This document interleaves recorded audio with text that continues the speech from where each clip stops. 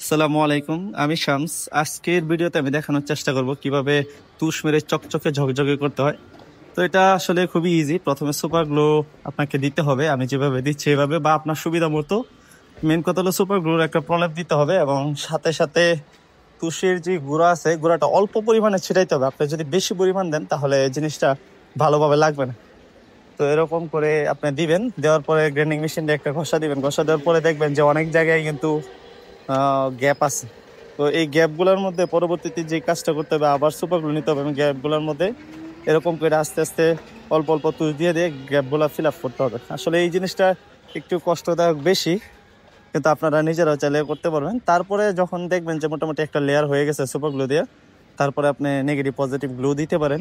গ্লুটা ঠিক এই যে এইভাবে দিবেন, পুরো যতটুকু অংশের মধ্যে কাঠের গুঁড়ো আছে এতটুকু অংশের মধ্যে আপনি এরকম করে দেওয়ার চেষ্টা করবেন। এরকম করে দেওয়ার পরে যে কাজটা হবে, এখানে একটা জিনিস খেয়াল রাখতে হবে, লেয়ারটা যেন সমান থাকে, তাহলে সুন্দর হয় আর কি। সব জায়গায় সম পরিমাণ তুষ পড়বে তাহলে। তো এরকম করার পর এগুলোর উপরে আবার আপনার তুষ দিতে হবে আরেক প্রলেপ। তো আপনারা যদি ভিডিওতে খেয়াল করেন, এরকম দেখতে পারেন আমি লেয়ারটা সমান করার জন্য মূলত হিট মেশিন দিয়ে একটা হিট দিচ্ছি, কারণ এই গামটা হিটে মোটামুটি অনেকটা পানির মতো গলে যায়। তো তারপর আমি তুষগুলা দিছি যেরকম ভাবে দেওয়া দরকার।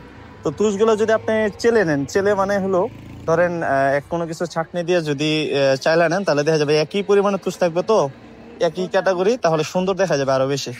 তো এরকম করে দেওয়ার পরে কিছুক্ষণ আপনাকে রেখে দিতে হবে যেন একটু শক্ত হয়। আর আমি এটা সমান করার জন্য, যেন উঁচু নিচু না থাকে, এটা সমান করার জন্য আমি কি করছি, আমার কাছে একটা ট্যাপ ছিল, ওই ট্যাপের রোলারটা দিয়ে সুন্দর করে রোল করছি, যেন একদম কোনো উঁচু নিচু না থাকে, দেখতে যেন অনেক সুন্দর লাগে।